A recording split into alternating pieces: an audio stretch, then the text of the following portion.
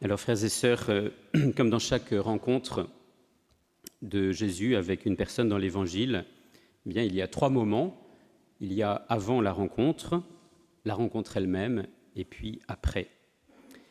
Tout d'abord, avant la rencontre, nous avons devant les yeux cet homme qui est quelqu'un de connu. Il nous est dit que c'est le fils de Timée, qui semble abandonné, même par sa propre famille, et dans une condition misérable, d'autant plus qu'être aveugle à l'époque était souvent le signe d'une exclusion légitime, parce que pesait sur ces personnes une possibilité que cette maladie soit due à la vie de cette personne et à sa vie et à son manque de droiture.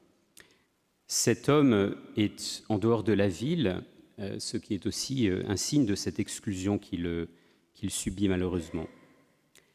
Cet homme est seul, il est au bord du chemin, alors que les autres sont sur le chemin avec Jésus. Alors laissons-nous rejoindre par cet homme, par ce pauvre. Laissons-nous toucher par cet aveugle. Regardons-le, lui qui peut-être nous ressemble, ou plutôt nous qui bien souvent lui ressemblons d'une manière ou d'une autre, et peut-être sans en avoir conscience. Car cet homme sait qu'il est aveugle, qu'il est au bord de la route, incapable d'être avec les autres à la suite de Jésus, mais parfois nous ne voyons pas que nous sommes nous-mêmes aveugles, et l'aveugle par définition, c'est celui qui ne voit pas, et s'il se sait aveugle, il ne sait pas forcément tout ce qu'il manque, tout ce qu'il pourrait voir et qu'il ne voit pas. C'est vrai dans le domaine spirituel, et il y a tant de choses que Dieu veut ou voudrait nous faire connaître, mais notre cécité spirituelle nous empêche même d'imaginer ce à côté de quoi nous passons. Et je crois que si j'étais de mon côté conscient de tout ce à côté de quoi je passe, que le Seigneur voudrait me montrer, eh bien je demanderais peut-être avec plus de ferveur au Seigneur de me guérir. C'est en tout cas ce que cet aveugle a vécu. Alors prenons exemple sur lui et regardons-le. Deuxièmement, la rencontre. Alors, la rencontre va impliquer plusieurs moments, plusieurs choses. Tout d'abord, cet homme aveugle, Bartimée, a entendu parler de ce Jésus. Il y a ici un rôle aussi de la foule qui symbolise l'Église. Des gens lui ont témoigné sur ce Jésus, de ce qu'il faisait, des guérisons notamment, du fait qu'il allait aussi sortir à ce moment-là de Jéricho. Ensuite, cet homme va agir, il va même crier et crier à nouveau, alors même qu'il est rabroué par la foule qui lui demande de se taire. Il va se lever, il va courir alors qu'il ne voit rien, comme s'il ne voulait rien perdre de cette occasion de croiser Jésus, comme s'il ne voulait pas laisser passer Jésus sans le rencontrer. La foi est toujours active, frères et sœurs. Elle demande de se bouger, de sortir de sa situation actuelle et de ne pas laisser passer Jésus sans qu'il s'arrête à nous.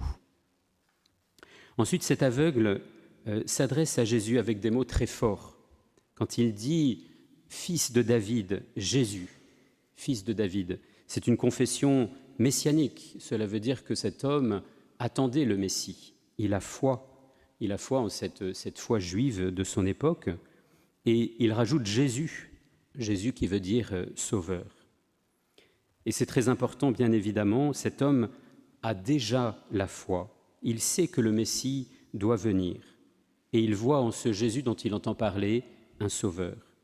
Il espère en Dieu et son espérance s'est transformée en un cri. « Prends pitié de moi ». Il ne dit pas d'abord « guéris-moi » en premier. Il dit « Prends pitié de moi ». Il veut toucher le cœur de Jésus en premier. Il a compris le chemin qui mène à Dieu. Il n'est pas encore sur le chemin, mais il a trouvé comme un raccourci dans sa foi, dans son cœur. Et Jésus va pouvoir agir pour lui.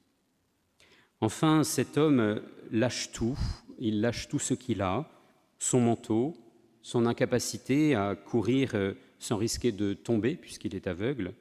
Il fait confiance, sa foi le pousse et le pousse avec empressement. Et puis, troisième temps, après la rencontre. La rencontre a eu lieu, le miracle pas encore. Le miracle va arriver, il a posé un acte de foi profonde qui a touché Jésus, fils de David, avec une demande très claire, « Prends pitié de moi ». La connexion entre ces deux hommes est faite, l'un misérable qui demande et l'autre touché dans son cœur, qui va pouvoir déployer non pas seulement sa toute-puissance, mais surtout son amour pour cet homme. Il va non seulement le guérir physiquement, mais lui promettre le plus grand de tous les biens, la plus grande de toutes les guérisons, le salut, qui était incluse dans ce « prends pitié de moi » que Bartimée demandait. « Va, ta foi t'a sauvé ». C'est là que nous comprenons que cet homme avait dans son cœur plus que le désir d'être guéri physiquement. Son cœur aspirait à rencontrer Dieu dans la personne de Jésus.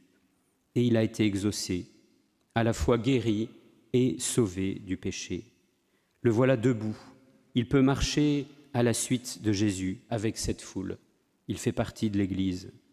Cette foule qui au départ voulait comme protéger un petit peu Jésus de ses cris en le rabrouant et qui finalement a joué un rôle important dans le relèvement de cet homme aveugle en obéissant à Jésus et en disant à cet homme « Confiance, lève-toi, il t'appelle ».